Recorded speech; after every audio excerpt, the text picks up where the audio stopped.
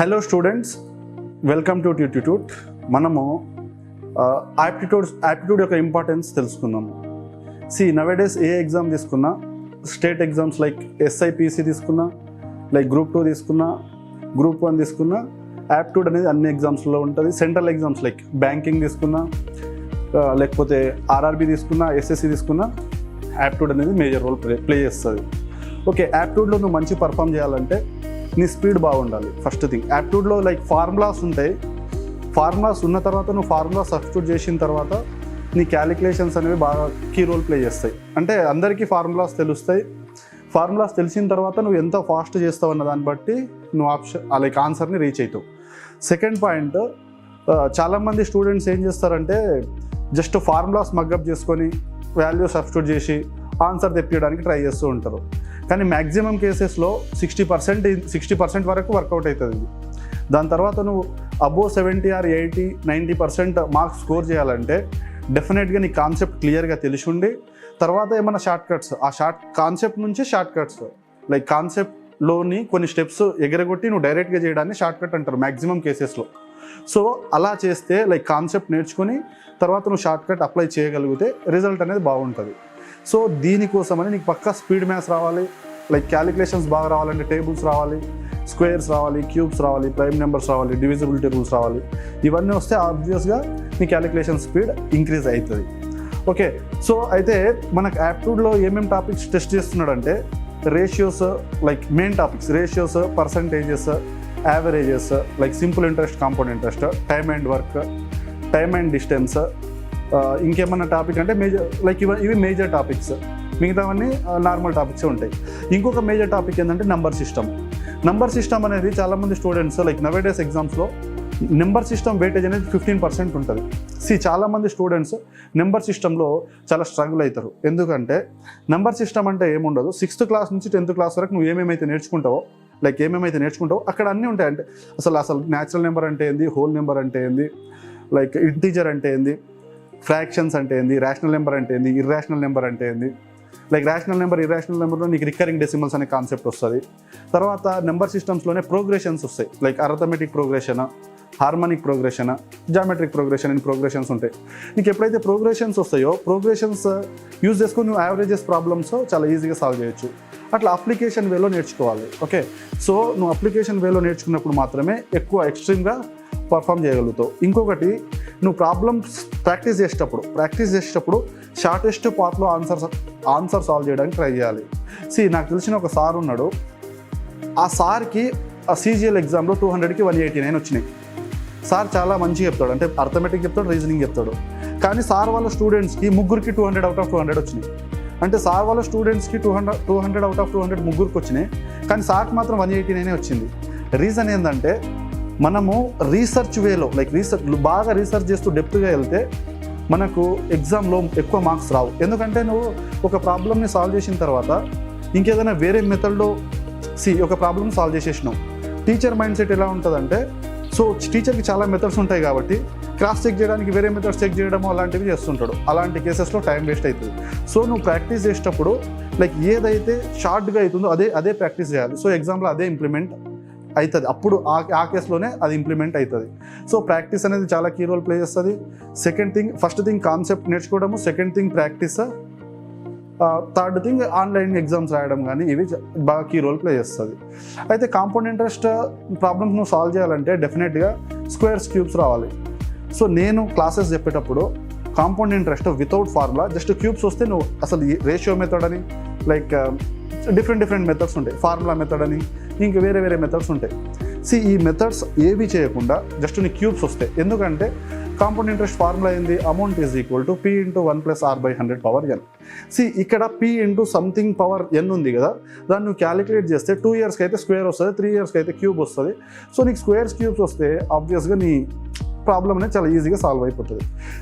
Maximum like ratios కానీ percentages కానీ లేకపోతే సింపుల్ ఇంట్రెస్ట్, కాంపౌండ్ ఇంట్రెస్ట్ కానీ ఈ ప్రాబ్లమ్స్ అన్నీ లైక్ రేషియో మెథడ్లోనే సాల్వ్ చేస్తాం. ఇంకొకటి, ఫర్ ఎగ్జాంపుల్గా ఇప్పుడు మల్టిప్లికేషన్స్ ఉన్నాయి. మల్టిప్లికేషన్ అంటే ఏంది, 17 × 23 నువ్వు మల్టిప్లై చేయాలి. 17 × 23 మల్టిప్లై చేయండి అంటే చాలామంది ఏం చేస్తారు, నార్మల్గా మల్టిప్లై చేయడం తప్ప వేరే ఆప్షన్ కూడా లేదు అక్కడ. ఎందుకంటే 17 టేబుల్ తెలియదు, 23 టేబుల్ తెలియదు. కానీ మనకు తెలిసిన ఐడెంటిటీస్ కానీ, లేదా ఇప్పుడు నాకు A+B A-B తెలుసు అంటే అందరం నేర్చుకుంటాం, స్కూల్లో అందరం నేర్చుకుంటాం. దాన్ని మనకు అప్లై చేయడం రాదు. ఎప్పుడైతే మనకు అప్లై చేయడం వస్తుందో అప్పుడే మనం బెటర్గా పర్ఫామ్ చేస్తాము. ఫర్ ఎగ్జాంపుల్ నేను ఎలా చేస్తా, మా స్టూడెంట్స్కైనా ఇలానే చెప్తా. 17 × 23 వస్తే A+B A-B 20 + 3 20 - 3 లాగా రాసుకుని 20² - 3². 20² అంటే 400, 3² అంటే 9. తీసేస్తే ఎంత వస్తుంది ఆన్సరు, 391 వస్తుంది. డైరెక్ట్గా చెప్పవచ్చు. ఇది ఎక్కడైనా ఏ నెంబర్స్కైనా ఏ మల్టిప్లికేషన్స్కైనా అప్లికబుల్ అవుతుంది. ఫర్ ఎగ్జాంపుల్ సార్ 16 × 24 ఉందనుకో, ఇది కూడా 20 + 4 20 - 4 20² - 4². సో 20² - 4² చేస్తే ఆన్సర్ వచ్చేస్తుంది. లేకపోతే సార్ ఒకవేళ 18 × 21 ఉందనుకో, 18 × 21 ఉంటే నువ్వు బేస్ ఏం తీసుకుంటావు, 19.5 బేస్ తీసుకోవాలి. ఆ కేసులో మనకి 19.5 స్క్వేర్ వాల్యూ తెలియదు కాబట్టి మనకి కాంప్లెక్స్ అవుతుంది. సో ఇంటీజర్ ఎప్పుడైతే 4 వాల్యూస్ వస్తాయో అట్లాంటి కేసులో ఇది తీసుకోవచ్చు. So other than this pure maths విషయానికి వస్తే, ప్యూర్ మ్యాథ్స్లో ఏముంటుంది, ప్యూర్ మ్యాథ్స్లో కూడా నీకు ట్రిగ్నామెట్రీ కానీ, లేకపోతే పర్మిటేషన్ అండ్ కాంబినేషన్ కానీ, లేకపోతే ప్రాబబిలిటీ కానీ, ఇంకేముంటాయి ఆల్జిబ్రా కానీ, ఇవన్నీ నువ్వు 10th వరకు నేర్చుకునే కాన్సెప్ట్స్ కొంచెం డెప్త్ లైక్ లాజికల్గా అడుగుతాడు. ఓకే, అయితే చాలామంది స్టూడెంట్స్, నాకు తెలిసిన స్టూడెంట్స్ చాలా సంవత్సరాల నుంచి 5 సంవత్సరాల నుంచి ప్రిపేర్ అవుతుంటారు, 7 years నుంచి ప్రిపేర్ అవుతుంటారు, 3 years నుంచి ప్రిపేర్ అవుతుంటారు, కానీ రిజల్ట్ రాదు. కొంతమంది స్టూడెంట్స్ జస్ట్ 6 months ప్రిపేర్ అవుతారు, SI జాబ్ క్రాక్ చేస్తారు. జస్ట్ 1 year ప్రిపేర్ అవుతారు, Group 2 జాబ్ క్రాక్ చేస్తారు. అయితే ఇక్కడ ఏంటంటే వే ఆఫ్ అప్రోచ్. నువ్వు ఏది చదవాలో ఏది చదవద్దో కూడా తెలవాలి. అన్నీ చదివేసి లైక్ అందులోంచి ఇక్కడ ఎగ్జామ్ లైక్ కాంపిటేటివ్ ఎగ్జామ్స్లో ఏది కీ రోల్ ప్లే చేస్తుందంటే ఏది చదవాలి, ఏది స్కిప్ చేయాలి, ఏది గుర్తుపెట్టుకోవాలి, ఏది గుర్తుపెట్టుకోవద్దు. చాలా ఉంటాయి గుర్తుపెట్టుకోవాల్సినవి, అన్నీ గుర్తుపెట్టుకోవద్దు. కొన్ని ఏం చేయాలంటే మనము ఇప్పుడు ఫర్ ఎగ్జాంపుల్గా యావరేజ్ స్పీడ్ ఫార్ములా ఉంది. యావరేజ్ స్పీడ్ ఫార్ములా ఏముంటుంది, 2 × S1S2/S1 + S2 అని ఉంటుంది ఫార్ములా. ఆ ఫార్ములా నువ్వు మగ్గప్ చేస్తే, అది ఫార్ములా ఎలా వచ్చిందో తెలియకుండా నువ్వు ఇప్పుడు మగ్గప్ చేస్తే ఓకే 10 days 15 days వరకు బాగుంటుంది. 10-15 days తర్వాత నీకు ఎగ్జామ్లోకి పోయిన తర్వాత 2 × S1 + S2/S1S2 కన్ఫ్యూజ్ అయిపోతుంది. సో అట్లాంటి కేసెస్లో ఎప్పుడైతే మనకి లైక్ డైలమాలో మనం ఉంటామో అప్పుడు 90% మనం రాంగ్ ఆన్సర్ పెట్టడానికి స్కోప్ ఉంటుంది. సో దానికోసం ఏం చేయాలంటే క్లారిటీ మెయింటైన్ చేయాలి. ఓకే, క్లారిటీ మెయింటైన్ చేసి లైక్ అర్థమెటిక్లో నువ్వు రెగ్యులర్గా ప్రాక్టీస్ చేస్తూ కాన్సెప్ట్ నేర్చుకుంటే చాలా మంచిగా పర్ఫామ్ చేయొచ్చు. ఏ కాంపిటేటివ్ ఎగ్జామ్లో కానీ స్పీడ్ మ్యాథ్స్ అనేది సిలబస్గా ఉండదు, కానీ స్పీడ్ మ్యాథ్స్ అనేది వస్తే నువ్వు అర్థమెటిక్ రీజనింగ్ చాలా ఫాస్ట్గా చేయొచ్చు. స్పీడ్ మ్యాథ్స్లో చాలామందికి అసలు స్పీడ్ మ్యాథ్స్ వాల్యూ తెలియదు, కానీ స్పీడ్ మ్యాథ్స్ వస్తే నువ్వు అర్థమెటిక్లో కానీ రీజనింగ్లో కానీ చాలా ఫాస్ట్ అవుతావు. ఒక క్లాస్లో నేను క్లాస్ చెప్పేటప్పుడు కొంతమంది స్టూడెంట్స్ ఆన్సర్ చెప్పినప్పుడు అది చాలా హ్యాపీనెస్ ఇస్తుంది వాళ్ళకి. ఆ హ్యాపీనెస్ వల్ల వాడు ఇంకా ఎక్కువ ప్రాబ్లమ్స్ ప్రాక్టీస్ చేసి చాలా బెటర్గా ఇంప్రూవ్ అవుతాడు. సో స్పీడ్ మ్యాథ్స్లో మనకి ఏమేమి రావాలంటే, స్పీడ్ మ్యాథ్స్లో ఒక స్క్వేర్స్ ఒక 30 వరకు, తర్వాత ఏ నెంబర్కైనా స్క్వేర్ ఈజీగా చేసేటట్టు, నెక్స్ట్ క్యూబ్స్ ఒక 30 వరకు. క్యూబ్స్ స్క్వేర్స్ ఎక్కడ యూజ్ చేస్తామో కూడా నేను చెప్పిన, ఎక్కడ కాంపౌండ్ ఇంట్రెస్ట్లో. ఒకవేళ ప్రైమ్ నెంబర్స్ వచ్చినాయి, ఫర్ ఎగ్జాంపుల్ ప్రైమ్ నెంబర్స్ ఒక 100 వరకు 200 వరకు. కొన్ని ఎగ్జామ్స్లో అయితే డైరెక్ట్గా 90 నుంచి 100 వరకు ఉండే ప్రైమ్ నెంబర్స్ ఏంది అని అడుగుతాడు. 190 నుంచి 200 వరకు ఉండే ప్రైమ్ నెంబర్స్ ఏంది అని అడుగుతాడు. ప్రైమ్ నెంబర్ తెలిస్తే నీ క్యాలిక్యులేషన్ అనేది ఆబ్వియస్గా ఇంక్రీజ్ అవుతుంది. ఫర్ ఎగ్జాంపుల్గా ఇంకేముంటాయి, డివిజిబిలిటీ రూల్స్ మనకి నార్మల్గా డివిజిబిలిటీ రూల్ 12 వరకు వస్తుంది. అందులో చాలామంది 90% స్టూడెంట్స్కి డివిజిబిలిటీ రూల్ 7 రాదు, 11 రాదు. ఎందుకంటే అవి ప్రైమ్ నెంబర్స్, వాటి యొక్క డివిజిబిలిటీ రూల్స్ కొంచెం డిఫరెంట్గా ఉంటాయి. ఓకే, సో 12 వరకు డివిజిబిలిటీ రూల్స్ వచ్చి తర్వాత prime numbers divisibility rules like 13, 17, 19, 23, 29 ఈ డివిజిబిలిటీ రూల్స్ వస్తే ఏమవుతుందంటే నువ్వు ఫర్ ఎగ్జాంపుల్గా 109/17 అలా డివైడ్ చేయాలి. డివైడ్ చేసినప్పుడు అది 17 టేబుల్లో 109 డివైడ్ అవుతుందా లేదా డైరెక్ట్గా చెప్పేస్తావు. అట్లాంటి కేసెస్లో నీకు టైం అనేది సేవ్ అవుతుంది. ఇంకేముంటాయి మనకి స్పీడ్ మ్యాథ్స్లో అంటే అడిషన్ చేయడం. సార్ అడిషన్ ఏంటి సార్, నేను నార్మల్గా చిన్నప్పటి నుంచి అడిషనే చేస్తున్నా కదా, ఫాస్ట్గానే చేస్తారు కదా అంటే, నువ్వు నార్మల్గా చేసే అడిషన్ 5 seconds తీసుకుంటే స్పీడ్ మ్యాథ్స్ ద్వారా మనం కొన్ని టెక్నిక్స్ వాడతాం. ఆ టెక్నిక్స్ ద్వారా చేస్తే 3 secondsలో చేస్తావు. సో ఒక అడిషన్ దగ్గర నువ్వు 2 seconds సేవ్ చేస్తున్నావు అంటే అర్థమెటిక్లో thousands of times అడిషన్స్ చేస్తావు. ఒక 200 marks పేపర్లో ఒక 1000 times అడిషన్ సబ్ట్రాక్షన్సే చేస్తావు. సో నీకు చాలా సెకండ్స్ అనేది సేవ్ అవుతాయి. మల్టిప్లికేషన్ తీసుకున్నాం అనుకో, మల్టిప్లికేషన్ మనం నార్మల్గా ఎలా చేస్తాము, వితౌట్ రీజన్ జస్ట్ నార్మల్గా మనకి కన్వెన్షనల్ మెథడ్లో చేస్తాము. కన్వెన్షనల్ మెథడ్లో చేయడం వల్ల మన బ్రెయిన్ ప్రాసెస్ అనేది ఏం జరగదు. బ్లైండ్గా చేసుకుంటూ పోతాము, వేసుకుంటాం, రాస్తాము, చేస్తాము. అలా చేయడం వల్ల మన బ్రెయిన్ ప్రాసెసింగ్ అవ్వదు, ఫాస్ట్నెస్ కూడా తగ్గిపోతుంది. దానివల్ల క్రిస్ క్రాస్ మెథడ్ అని ఒక మెథడ్ ఉంటుంది, దాని ద్వారా చేయొచ్చు, లేకపోతే ఐడెంటిటీస్ ద్వారా చేయొచ్చు. ఇవన్నీ మనం క్లియర్గా డిస్కస్ చేసుకుంటాము. ఓకే, సో ఇప్పుడు మళ్ళీ ఇంకేముంటాయి, 3 డిజిట్ మల్టిప్లికేషన్స్ కానీ, లైక్ డివిజన్స్ ఎలా చేయాలి. ఇంకొకటి మల్టిప్లికేషన్లో స్ప్లిట్ అండ్ మర్జ్ టెక్నిక్ అని ఉంటుంది. Like split and merge technique, first split చేస్తాము, తర్వాత మెర్జ్ చేస్తాము. తర్వాత లైక్ పర్సంటేజెస్ తీసుకుంటే ఫర్ ఎగ్జాంపుల్గా 20% ఆఫ్ 200 అంటే డైరెక్ట్గా 40 అని చెప్తాము.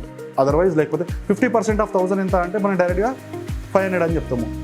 లైక్ 25% ఆఫ్ 500 అంటే ఎంత అంటే 125 అని డైరెక్ట్గా చెప్తాము. ఎలా చెప్తామంటే 25% అంటే 1/4 అని మనకు తెలుసు. సో ఇలాగే నీకు అన్ని పర్సంటేజెస్కి ఫర్ ఎగ్జాంపుల్గా 12.5% ఆఫ్ 64 ఎంత అని అడుగుతాను నేను.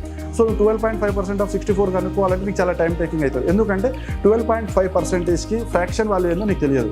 ఒకవేళ 12.5%కి ఫ్రాక్షన్ వాల్యూ తెలిస్తే నువ్వు డైరెక్ట్గా ఆన్సర్ చెప్పేయచ్చు. నేనేమని చెప్పిన 12.5% ఆఫ్ 64 ఎంత అని అడిగిన. సో 12.5% అంటే నువ్వు ఫ్రాక్షన్లో రాస్తే 1/8. 1/8 ఆఫ్ అంటే 1/8 part of 64. So just divide చేస్తే నీకు ఏమొస్తుంది, 8 వస్తుంది. అంటే 64లో 12.5% ఎంత, 8. ఇలా లైక్ అప్లికేషన్ వేలో మనం స్పీడ్ మ్యాథ్స్ తెలుసుకుంటే చాలా ఫాస్ట్గా ప్రాబ్లమ్ సాల్వ్ చేయొచ్చు. ఓకే, మీరు ఏ ఎగ్జామ్కి ప్రిపేర్ అవుతున్నా కూడా అర్థమెటిక్ రీజనింగ్ మీద బాగా ఫోకస్ చేయండి. ఎందుకంటే నీకు అర్థమెటిక్ రీజనింగ్ బాగా వస్తే మార్కులు స్కిప్ అయ్యే ఛాన్సెస్ ఉండదు. ఫర్ ఎగ్జాంపుల్ 90% నువ్వు 100% కాన్సెప్ట్ నేర్చుకుంటే ఈజీగా 90% మార్క్స్ స్కోర్ చేయొచ్చు నీకు వస్తే, నేను కాన్సెప్ట్ మంచిగా నేర్చుకుంటే. అదే నువ్వు జిఎస్ విషయానికి వస్తే ఏమవుతుందంటే నువ్వు మొత్తం సిలబస్ కవర్ చేసినా లైక్ 60-70% ప్రాబ్లమ్ సాల్వ్ చేయడము చాలా డిఫికల్ట్ అవుతుంది. ఎందుకంటే వ్యాస్ట్ సిలబస్ ఉంటుంది, different way of question, different వేలో క్వశ్చన్స్ అడగవచ్చు. సో మీరు ఏం చేయాలంటే అర్థమెటిక్ రీజనింగ్ని బాగా ఫోకస్ చేసి ఎక్కువ ప్రాక్టీస్ చేసి ఎక్కువ టైం స్పెండ్ చేస్తే మీకు ఏ ఎగ్జామ్ అయినా క్లియర్ చేయొచ్చు. Okay, thank you, all the best.